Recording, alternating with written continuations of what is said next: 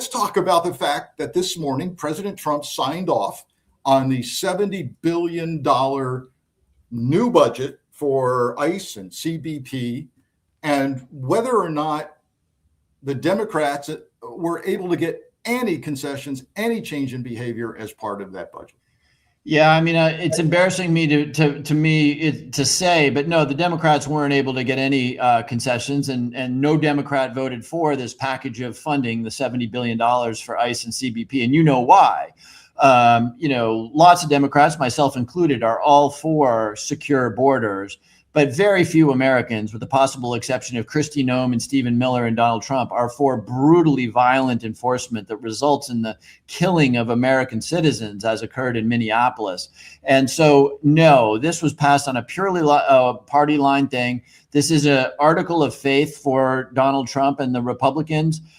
They know that they've completely lost the American public on this, but this is just not something that they are going to change. And so you've got these entities that are awash in cash right now. I will tell you that maybe if there's any silver lining here, it's that Kristi Noem is gone. And I'm not a super huge fan of the new Secretary of Homeland Security. I served with him in the House before he went to the Senate. But I can tell you that he's a little better than Kristi Noem. And importantly, look, public sentiment matters here.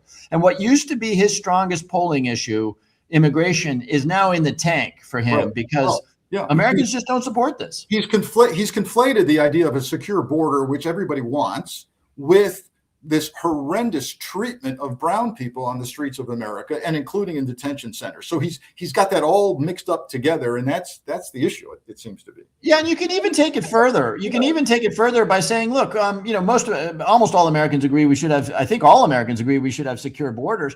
But most Americans would tell you, look, we're a country that is rule of law, and so if you broke the law to come here, and if you're here illegally, you're at risk of deportation. And then what we do is, and this is what most Americans do, is they say, and by the way, Donald Trump told us that he was going to kick out the gang members and the drug dealers and the rapists. Now, I didn't like the fact that he suggested that all of the undocumented were in that category, but I think most Americans are fine with that too. But what are they seeing instead? Instead, they're seeing the guy who's lived in this country for 30 years, who has kids who are American citizens, getting yanked out of his job at a restaurant and thrown in a god-awful cell. That's not what Americans signed up for.